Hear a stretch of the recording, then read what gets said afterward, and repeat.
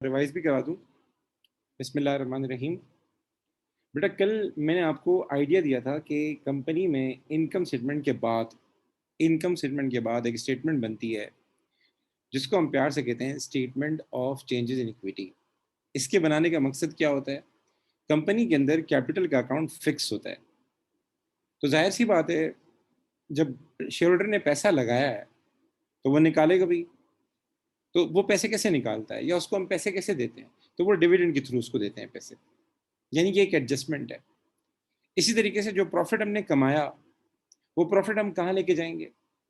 तो capital account fix होता है। तो हम क्या करते हैं, ये जितनी भी चेंजेस होती है ना, जो जो कंपनी के इक्विटी का पार्ट होती है, इक्विटी से मुराद ओवरऑल कैपिटल, टोटल कैपिटल। ठीक है। तो जब हम कंपनी की इक्विटी की बात कर रहे होते हैं तो उसमें क्या होता है, शेयर कैपिटल के साथ साथ दो रिजर्व और आते हैं। ओ लेवल की बात कर रहा हूँ, ए लेवल में तो और भी होते हैं।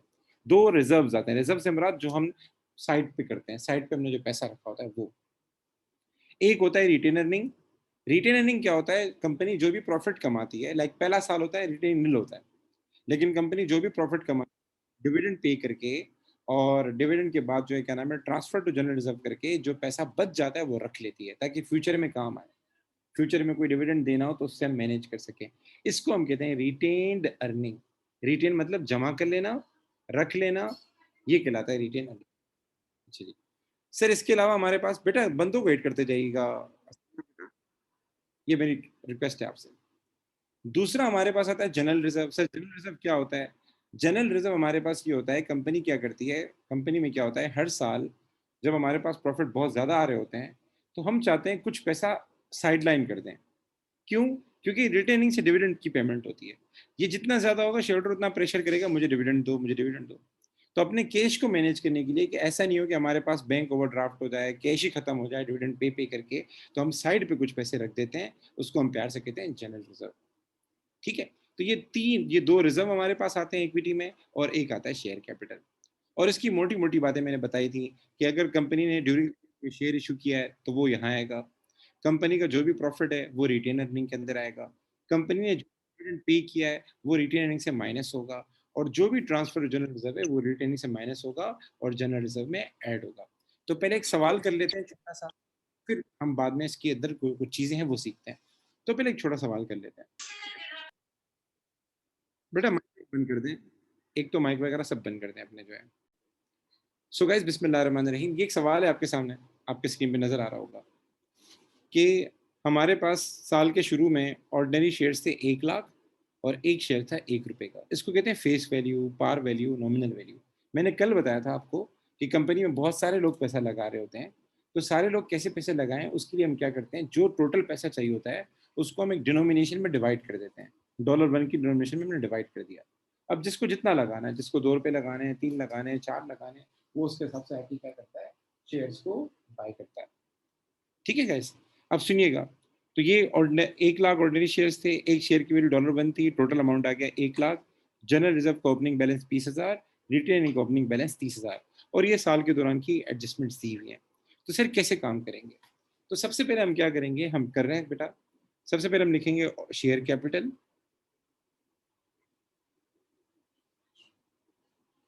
फिर उसके बाद लिखेंगे जनरल रिजर्व। सर ये मैं क्या बना रहा हूँ, ये मैं आपके सामने बना रहा हूँ statement of changes in equity, statement of changes in equity for the year ended जो भी है 2018। ठीक है सर, इसके बाद लिखेंगे रिटेन अर्निंग,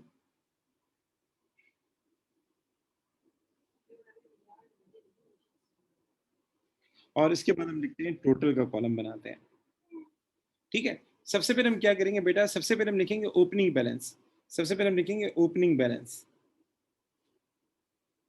तो गाइज मुझे बता सकते हैं कि हमारे पास शेयर कैपिटल का ओपनिंग बैलेंस कितना है? सर सर शेयर कैपिटल का ओपनिंग बैलेंस है 1 लाख। इसी तरीके से हमारे पास जनरल रिजर्व का ओपनिंग बैलेंस कितना है? सर सर वो 20,000 है। और रिटेन अर्निंग का ओपनिंग बैलेंस कितना है? सर वो 30,000 है। इसका टोटल कितना आ जाएगा सर? इसका टोटल आ जाएगा 1.5 लाख। यहां तक मेरे साथ है guys? Are you guys with me? सबके सब हाँ या ना बोलें बेटा, हाँ या ना बोलें, ताकि मुझे पता लगे आप सब मेरे साथ हैं। ओके बेटा, ओके बेटा, ठीक है ठीक है ठीक है, ओके। अब सुनिएगा गौर से। अब सर क्या, क्या चीज़ पहले लिखें? एक सवाल ये बताओ तो सर मैं क्या चीज़ पहले लिखूँ? प्रॉफिट पहले लिखूँ, डिविडेंड पेड पहले लिखूँ? तो अमूमन ये होता है कि प्रॉफिट और ट्रांसफर टू जनरल रिजर्व अगर आप पहले लिख लेंगे इससे कोई फ़र्क नहीं पड़ता। इसके लिए कोई वो नहीं है, तरतीब नहीं है। कौन सी चीज़ पहले लिखनी है, लाइक ये फॉर्मेट है, मैंने करवाया। तो ज़रूरी नहीं है आप शेयर इश्यू पहले लिखें। अगर डेट दी हुई है तो ठीक है, फिर डेट वाइज़ काम कर लें। ठीक है? तो लाज़िमी बात है प्रॉफिट साल के एंड में पता लगता है, शेयर इश्यू बीच में हो रहा होता है। ठीक है? डिविडेंड पेड बीच में हो रहा होता है। तो ये पहले लिख सकते हैं। लेकिन कोई हार्ड एंड फास्ट रूल नहीं है। ज़्यादातर पेपर में वो चीज़ें लिख कर देगा आपको। सिर्फ़ आपको वैल्यूज़ पुट करनी होगी। मैं आपको सवाल दिखा रहा हूँ। ये सवाल करके मैं आपको सवाल दिखा रहा हूँ सर। तो सर आगे क्या करें सर? तो प्रॉफिट लिख लेते हैं सबसे पहले। तो मुझे बता सकते हैं हमारा प्रॉफिट कितना था?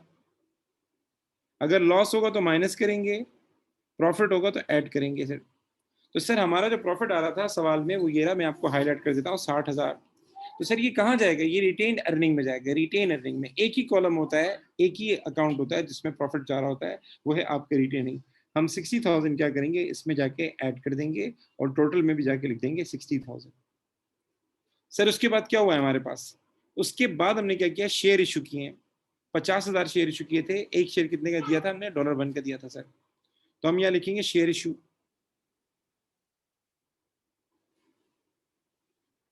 तो सर 50,000 शेयर दिए थे। हम हमेशा फेस वैल्यू लिखते हैं बेटा। ये फेस वैल्यू ना इसी पे लिखते हैं। ये फेस वैल्यू आ रही है, इसी से ही मल्टीप्लाई करेंगे अगर शेयर कैपिटल में कुछ लिखना है तो सर ये कितना हो जाएगा? ये हो जाएगा 50,000। और ओवरऑल बाकी किसी पे इम्पैक्ट नहीं पड़ेगा, टोटल में इसका इम्पैक्ट पड़ेगा 50,000 का सर। सर उसके बाद लिखा हुआ है डिविडेंड पेड। डिविडेंड पे मैं बात करूंगा, पहले मैं फॉर्मेट समझा दूं, फिर डिविडेंड पे मुझे बात करनी है। सर डिविडेंड पेड हमने कितना किया सर? लिखा हुआ 10% on all shares. On all shares. तो अब मुझे बताएं हमारे पास पहले शेयर कितने थे? 1 लाख। उसके बाद शेयर्स कितने हो गए सर? सर उसके बाद 50,000 हो गए। तो मुझे बता सकते हैं टोटल शेयर्स कितने हो गए हमारे पास?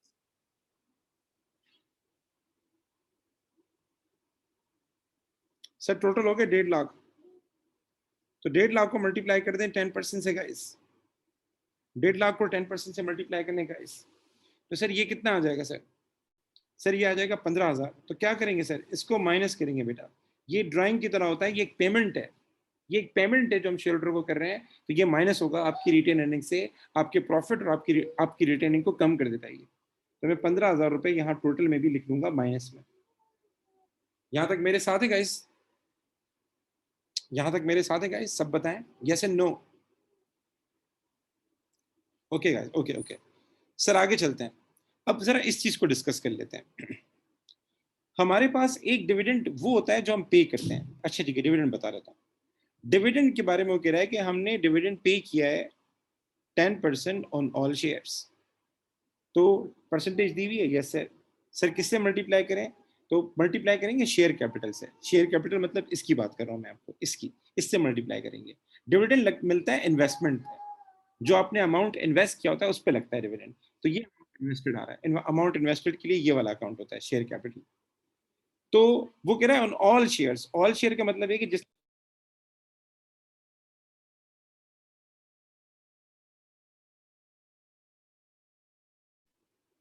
कोहोस्ट बेटा ख्याल करें।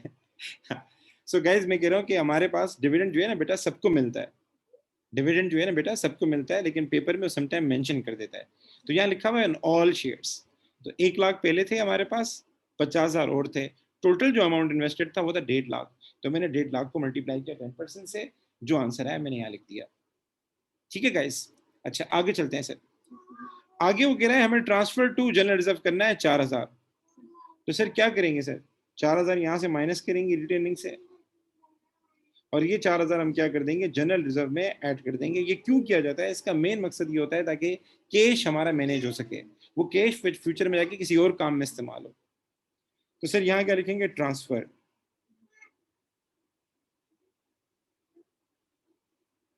To general reserve. अब गौर से सुनना बेटा, आखिरी बात बता रहा हूँ, इंपॉर्टेंट बात बता रहा हूँ। सर यहाँ लिखा हुआ है प्रपोज डिविडेंड। इसके क्या करेंगे सर? अब गौर से सुनना, अब जरा एक इंपॉर्टेंट बात सारा समझा दो। देखो डिविडेंड जो होता है ना, डिविडेंड डायरेक्टर्स क्या करते हैं, लाइक फॉर सपोज हमारे हमारे पास साल में, पूरे साल में 4 क्वार्टर होते हैं। एक होता है जनवरी से लेके मार्च तक, दूसरा होता है आपके पास क्या नाम है अप्रैल से लेके आपके पास होता है जून तक, फिर होता है जुलाई से लेके सितंबर तक, और फिर होता है आपके पास अक्टूबर से लेके दिसंबर तक। ये हमारे पास क्या होते हैं, ये हमारे पास 4 क्वार्टर होते हैं, पहला, दूसरा, तीसरा, चौथा। हमारा साल एंड होता है दिसंबर में, ठीक है। तो डायरेक्टर क्या करते हैं, ये जो 3 क्वार्टर होते हैं, ये जो 3 क्वार्टर होते हैं, इसका डिविडेंड डायरेक्टर प्रपोज करते हैं। फिर उसके बाद जाके क्या करते हैं, शेयर होल्डर से अप्रूवल लेते हैं, और फिर क्या करते हैं, उसकी पेमेंट कर देते हैं ड्यूरिंग द ईयर, इसकी पेमेंट कर देते हैं, उसकी पेमेंट कर देते हैं, ठीक है। मैं दोबारा बता दूं, ये जो शुरू के 3 क्वार्टर हैं, क्योंकि बिजनेस तो पूरा साल कर रहे हैं, तो जनवरी से मार्च, अप्रैल से जून, जुलाई से सितंबर, ये 3 क्वार्टर हैं। इसका डिविडेंड कंपनी को कौन चला रहा है, डायरेक्टर चला रहा है। तो डायरेक्टर को ही पता है डिविडेंड कितना देना चाहिए, क्योंकि सारे अकाउंट्स वो देख रहा है, सारी चीजें वो देख रहा है। तो डायरेक्टर ही सजेशन देगा, डायरेक्टर ही रिकमेंड करेगा। तो उनकी एक बोर्ड मीटिंग होती है, उसमें बैठ के वो क्या करते हैं, प्रपोज कर देते हैं कि भाई इतना डिविडेंड देना चाहिए, और वो चीज अवाम को भी बता देते हैं। अब सीन ये होता है कि डायरेक्टर जो है वो एक एजेंट है, वो सारे शेयर होल्डर के बिहाफ पे काम कर रहा है, उसके पास अथॉरिटी नहीं है। तो वो डिविडेंड बाद में क्या होता है, जाके अप्रूव करवाते हैं सारे शेयर होल्डर से, सारे शेयर होल्डर से अप्रूव करवाते हैं। जाहिर सी बात है वो कम भी दे सकता है, ज्यादा भी दे सकता है, बहुत सारी बातें। एंड देन उसके बाद क्या करते हैं, पे कर देते हैं, ड्यूरिंग द ईयर ही पे कर देते हैं, ठीक है। अच्छा, तो ये जो डिविडेंड है ये आपका आएगा, उसमें इक्विटी में आएगा। इक्विटी में जो डिविडेंड आएगा वो पेड आएगा, जो आपने पे कर दिया ना वो वाला डिविडेंड आएगा। अगेन बता, इसमें बहुत सारी बातें हैं, लेकिन कंफ्यूजन से बचाने के लिए मैं कह रहा हूँ, आपने डिविडेंड जो रिकॉर्ड करना है, डिविडेंड जो माइनस करना है रिटेनिंग से, वो पेड वाला करना है। तो सर मुझे कैसे पता चलेगा कि ये पेड है या नहीं है? तो सवाल में वो स्पेसिफिकली मेंशन करेगा, उसने यहाँ मेंशन किया हुआ है, लिखा हुआ है डिविडेंड पेड। अगर डिविडेंड सजेस्टेड दिया हुआ है, डिविडेंड रेकमेंडेड दिया हुआ है, डिविडेंड प्रपोज दिया हुआ है, डिविडेंड अनाउंस दिया हुआ है, आपने ये रिकॉर्ड नहीं करना। क्यों सर? क्यों सर? उसके रीजन बताता हूँ।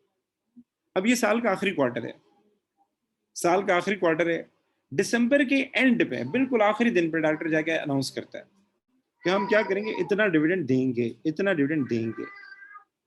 सिर्फ अनाउंसमेंट की है, बस सिर्फ अनाउंसमेंट की है, सिर्फ अनाउंसमेंट की है। उसको जाके अप्रूवल, नो सर, उसका अप्रूवल नहीं किया उसने। अप्रूवल मेन चीज होती है सर। उसके बाद अप्रूवल के बाद पेमेंट होगी, तो पेमेंट उसकी अभी तक नहीं की सर।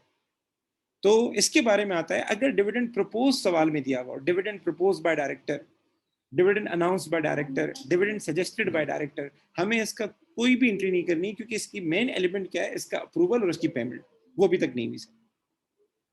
मेरी बात समझ में आ रही है? तो डिविडेंड आपने हमेशा रिटेन अर्निंग से जो माइनस करना होगा वो पेड वाला करना होगा। आपने प्रपोज डिविडेंड माइनस नहीं करना, उसको इग्नोर कर देना है। अगर एग्जामिनर पूछे क्यों नहीं करते, तो आप बोल दीजिएगा dividend proposed and approved by share holder is recorded, not only the proposed one. Propose one हम रिकॉर्ड नहीं करते जब तक वो अप्रूव नहीं हो जाता और उसकी पेमेंट नहीं हो जाती। यहां तक मेरी बात क्लियर है बेटा? यहां तक मेरी बात समझ में आ रही है बेटा? अच्छा जी, एक और चीज बता दूं सर, एक और चीज बता दूं। ये जो डिविडेंड है, ये जो डिविडेंड है जो हमने साल के दौरान अनाउंस किए थे और पे किए थे, मैं आ रहा हूँ बेटा, डिबेंचर की बात कर रहा हूँ। हाँ दिया बेटा, डिबेंचर का बताता हूँ। ये जो डिविडेंड है जो हमने प्रपोज भी किए और पे भी कर दिए, इनको प्यार से कहते हैं इंटरिम डिविडेंड। इनको प्यार से क्या कहते हैं? Interim dividend. इससे परेशान नहीं होना, वैसे पेड ही डिविडेंड आता है, इसको प्यार से कहते हैं इंटरिम डिविडेंड। इंटरिम डिविडेंड वो होता है जो हमने प्रपोज भी कर दिया और पे भी कर दिया साल के दौरान ही, मतलब इसी साल का था, इसी साल पे कर दिया। और ये जो डिविडेंड होता है जो आपने भी प्रपोज किया है साल के आखिरी क्वार्टर का, साल के आखिरी क्वार्टर का, अभी सिर्फ प्रपोज किया है, इसको कहते हैं final dividend. Final dividend. Sir इसका क्या सीन है? ये नेक्स्ट ईयर हम पे करेंगे सर, तो ये फाइनल डिविडेंड ये हम नेक्स्ट ईयर पे करेंगे। तो सर क्या यहां पर फाइनल डिविडेंड आ सकता है? अगर फॉर सपोज मैं कहता हूँ ये इंटरिम डिविडेंड है और ये मैंने पे किया, ठीक है, मैंने लिख लिया सर, तो क्या फाइनल डिविडेंड आ सकता है? फाइनल डिविडेंड तभी आ सकता है जब हमने पे किया हो। तो सम टाइम ये होता है जो पिछले साल का डिविडेंड होता है वो हमने इस साल पे किया होता है, तो भले डिविडेंड पिछले साल का हो, अगर उसकी इस साल पेमेंट हुई है तो वो आएगा यहाँ पे। तो ओवरऑल मैं आपको समराइज कर दूं, डिविडेंड पेड ही रिकॉर्ड होगा, भले वो किसी भी साल का हो, और डिविडेंड प्रपोज भले इस साल का हो लेकिन वो रिकॉर्ड नहीं होगा, उसको हम इग्नोर कर देंगे क्योंकि वो अभी तक अप्रूव नहीं हुआ और उसकी पेमेंट नहीं हुई। सर डिबेंचर का पूछ रहे हैं बेटा, डिबेंचर नहीं आता, क्यों नहीं आता? क्योंकि ये statement of changes in equity है। इक्विटी का मतलब होता है बेटा कैपिटल, इक्विटी का मतलब होता है कैपिटल। और डिबेंचर क्या होता है? डिबेंचर हमारी नॉन करंट लाइबिलिटी होती है, डिबेंचर हमारी नॉन करंट लाइबिलिटी होती है, वो पार्ट ऑफ कैपिटल नहीं होता बेटा। कैपिटल वो पैसा होता है जो कभी वापस नहीं करना होता, और डिबेंचर वो पैसा होता है जिसके वापसी का एक टाइम मुकर्रर होता है। ठीक है, शेयर कैपिटल तभी वापस हो सकता है जब बिजनेस बंद हो जाए, अदरवाइज नो। यहां तक बात कर रहे हैं बेटा? सर अब क्या करेंगे सर? अब क्या करेंगे सर? अब हम इन सबका टोटल करेंगे, फिर मैं 5 रुपए का एक सवाल भी करा देता हूँ। अच्छा, इसका कोई इम्पैक्ट नहीं पड़ता टोटल पे, ट्रांसफर टू जनरल रिजर्व का टोटल पे कोई इम्पैक्ट नहीं पड़ता है क्योंकि एक रिजर्व कम हो रहा है, एक रिजर्व आपका बढ़ रहा है सर। सर इसका इम्पैक्ट क्या पड़ेगा? यहाँ आ जाएगा 1,50,000, ये क्लोजिंग बैलेंस हो जाएगा सर। यहाँ आ जाएगा 24,000, ये इसका क्लोजिंग बैलेंस हो जाएगा। और 30 + 16 90,000, 90 में से 15,000 और 4,000 ये माइनस करने के कितना आ जाएगा सर? ये आ जाएगा 71,000। कन्फर्म बेटा? और इसका टोटल करें बेटा, इसका टोटल करें बेटा, इसी तरीके से इसका भी टोटल करें बेटा, इसका भी टोटल करें बेटा। अच्छा, ये माइनस कीजिएगा 15,000 जो है, जो वर्टिकल वाइज है ना उसमें माइनस कीजिएगा 15,000। तो 1,50,000 + 24,000 + 71,000, सर ये कितना आ गया? ये आ गया 2,45,000, 2,45,000। सर ये क्या कहलाता है? ये हमारा कहलाता है शेयर होल्डर इक्विटी। इसको प्यार से हम क्या कहते हैं? टोटल इक्विटी भी कहते हैं, शेयर होल्डर इक्विटी भी कहते हैं, शेयर होल्डर फंड्स भी इसको कहते हैं। डिफरेंट नाम है इसके, ठीक है ना? इसकी इस जो 2,45,000 है ना, इसके डिफरेंट नाम है। इसको शेयर होल्डर इक्विटी भी कहते हैं बेटा। मैं लिख लेता हूँ क्योंकि पेपर में समटाइम वो पूछता है। इसको हम जो है शेयर होल्डर फंड भी कहते हैं। आप लोगों ने रॉस का फॉर्मूला पढ़ा होगा, रॉस। अगर रॉस का कोई सवाल आ जाए ना, रॉस का रिटर्न ऑन कैपिटल एम्प्लॉयड का कोई सवाल आ जाए, तो वहां जो हमें कैपिटल की वैल्यू लिखनी होगी ना, कंपनी का अगर सवाल हो तो ये वाली वैल्यू लिखेंगे, ये वाली। हम वहां पे टोटल कैपिटल लिखते हैं। क्या लिखते हैं? Total capital. ये वाला नहीं लिखेंगे बेटा, ये वाला लिखेंगे। ठीक है, ये ख्याल कीजिएगा। रॉस का कोई भी सवाल आ जाए तो शेयर होल्डर इक्विटी आ जाए वहां पे, मतलब आपका 2,45,000 टोटल आएगा। यहाँ तक कोई सवाल बेटा? यहाँ तक कोई सवाल, कोई इशू?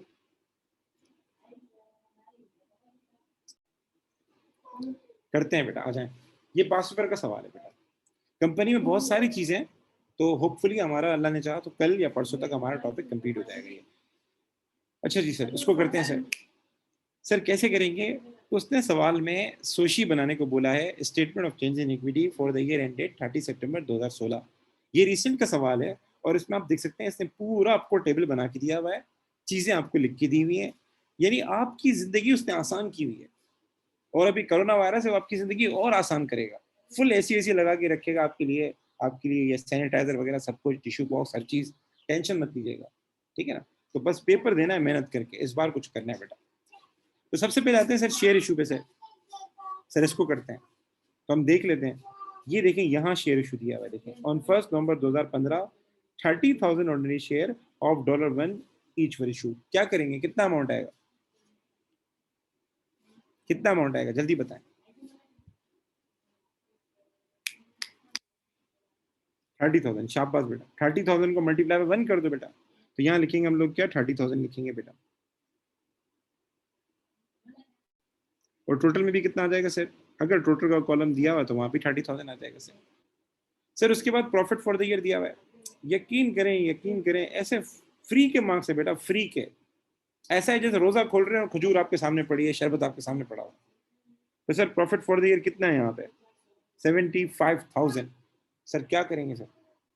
सर जाके रिटेन्ड अर्निंग में बेटा ये ख्याल कीजिएगा, मेन चीज होती है कौन से कॉलम में अमाउंट आना है। तो मेन जो कॉलम है, अगर मुझे कहेंगे ना मेन जो कॉलम है आपका, वो ये वाला है बेटा, ये वाला। इस पे फोकस ज्यादा करें। तो प्रॉफिट कितना था सर हमारा? 75,000 हम लिख देते हैं। ठीक है बेटा। अच्छा जी सर। सर आगे चलें sir. Transfer to general reserve, transfer to general reserve, ये रहा सर, ये रहा सर। सर कितना है? 80,000 सर, बहुत ज़्यादा अमाउंट है, ट्रांसफर का देख लूँ मैं एक बार, अच्छा खासा अमाउंट है, खैर करे अल्लाह ताला, चले अच्छी बात है, पैसे कंट्रोल हो जाएंगे। सर 80,000 माइनस करेंगे यहाँ से, और 80,000 हम क्या करेंगे, जनरल रिजर्व में ऐड करेंगे। इस पे एमसीक्यू आ सकता है, इसका टोटल पे कोई इम्पैक्ट नहीं पड़ता, टोटल शेयर होल्डर पे कभी शेयर होल्डर इक्विटी पे इम्पैक्ट नहीं पड़ता। रीजन क्योंकि एक रिजर्व कम हो रहा है, दूसरा रिजर्व बढ़ रहा है, तो सेट ऑफ हो जाता है, कंपनसेट हो जाता है एक दूसरे के लिए। अच्छा, अब डिविडेंड पेड पे आता है। डिविडेंड पेड ही आएगा, चाहे वो इंटरिम हो चाहे वो फाइनल हो, आप अलग अलग करके भी लिख सकते हैं, कोई मसला नहीं। तो ये इसने लिखा हुआ है डिविडेंड पेड इंटरिम का मतलब क्या है कि ये जो डिविडेंड है ये इसी साल हमने अनाउंस किया था, अनाउंस भी इस साल किया था और पे भी इस साल किया था, अनाउंस भी इस साल किया था, पे भी इस साल किया था। तो इंटरिम डिविडेंड देख लेते हैं कितना है सर, ये इसने ऊपर लिखा हुआ है। ये ट्रायल बैलेंस अगर सवाल में आ जाए ना, तो ट्रायल बैलेंस में लिखा होगा आपके सामने, मतलब डेबिट साइड पे डिविडेंड आ रहा होगा। तो सर हमने कितना पे किया सर, हमने पे किया है 7,000। हमने कितना पे किया है? 7,000। तो हम लिख लेते हैं सर, हम लिख लेते हैं ये कितना है हमारे पास, 7,000। सर ये हम माइनस कर देंगे, ये टोटल से भी क्या हो जाएगा, माइनस हो जाएगा। उसके बाद क्या है, paid a final ordinary dividend of 0.20 पर share on all issued shares. हो सकता है कि उन्होंने इस साल अनाउंस किया, इस साल ही पे कर दिया, ठीक है। तो मेन चीज है पेमेंट, अगर उसने पेमेंट किए तो आएगा, पेमेंट किए तो आएगा। तो वो कह रहा है हमने फाइनल ऑर्डिनरी डिविडेंड बी पे कर दिया था, फाइनल ऑर्डिनरी डिविडेंड बी हमने इसी साल ही पे कर दिया था, वो हो सकता है, पॉसिबिलिटी है। तो सवाल में अगर मेन चीज़ है, अगर पेड लिखा हुआ है तो आना है, अगर प्रपोज लिखा हुआ है तो नहीं आना, सजेस्टेड लिखा हुआ है तो नहीं आना, अनाउंस लिखा हुआ है तो नहीं आना, पेड कवर्ड होना जरूरी है। तो देखिए यहाँ उसने पेड कवर्ड लिखा, मैं हाईलाइट कर रहा हूँ पेड। अब इधर हमें कैलकुलेशन करनी पड़ेगी, उसने लिखा है 0.20, एक में वेट कीजिएगा, 0.20, और क्या लिखा हुआ है, on all issued shares, on all issued shares.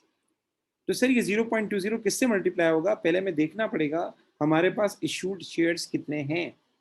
तो सर हमारे पास 70,001 थे, 30,001 थे, टोटल कितना हो गया सर, 1 लाख हो गया। ये 1 लाख को मल्टीप्लाई कर दें 0.20 से सर, ये कितना आ जाएगा, ये आ जाएगा 20,000 if I am not wrong.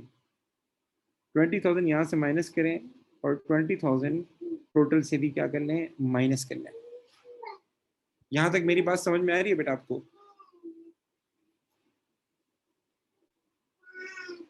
Ji guys, सब बताएं, मुझे बात समझ में आ रही है जो मैंने बात की अभी तक, समझाया आपको, ठीक है। तो सर इसका टोटल करेंगे, ये हो जाएगा 1 लाख, ये हो जाएगा 1,20,000, और ये आप कर लें 92,000 प्लस 75,000 माइनस 80 माइनस 7 माइनस 20। बेटा ये ख्याल कीजिएगा, डिविडेंड माइनस होता है और ट्रांसफर टू जनरल रिजर्व ये भी माइनस होता है।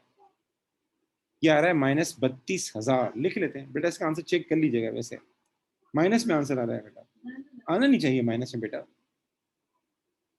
माइनस में क्यों आ रहा है, क्योंकि 92,000 तो ऊपर हमारे पास आ रहा है, फिर 75,000 का हमारे पास प्रॉफिट हुआ था, तो ये तो अच्छा खासा अमाउंट हो गया ना बेटा। आपके पास बेटा ओपनिंग बैलेंस 92,000 है, फिर 75,000 का प्रॉफिट हुआ, प्लस करें, फिर 80,000 माइनस करें, फिर 7,000 माइनस करें, फिर 20,000 माइनस करें। आई होप कि आंसर माइनस में नहीं आना चाहिए बेटा। बताएं कितना है, बी क्विक गाइस, टाइम बचाएं बेटा। 60,000, ठीक है बेटा, 60,000। और इसका टोटल आप चाहे यहाँ से करें, वो होता है ना, एक दाएं कान से पकड़ो बाएं कान से पकड़ो, टोटल सेम ही आना है। तो चाहे आप हॉरिजेंटल काम करें चाहे आप वर्टिकल काम करें, आपके पास टोटल सेम आएगा। बस ख्याल कीजिएगा जो फिगर माइनस के लिए वो माइनस के लिए। तो हादिया ने आंसर सही बताया, ये है 2,80,000। बेटा कोई सही आंसर बताए, कोई बोला 2,80,000, कोई बोला 2,05,000, सही बार आंसर बताए, ऐसे नहीं करें। ये होगा 2,80,000 ही होगा मेरे ख्याल से, क्योंकि 1 लाख प्लस 1,20,000 प्लस 60,000, ठीक है बेटा। और यहाँ से देख लें, यहाँ से भी देख लें, और ये माइनस करना है बेटा, ये ख्याल कीजिएगा, ये वाली फिगर माइनस करनी है, ठीक है। अब जरा एक सवाल और भी ट्राई कर लेते हैं ताकि थोड़ा आइडिया सही हो जाए, जल्दी से एक सवाल और भी ट्राई कर लेते हैं।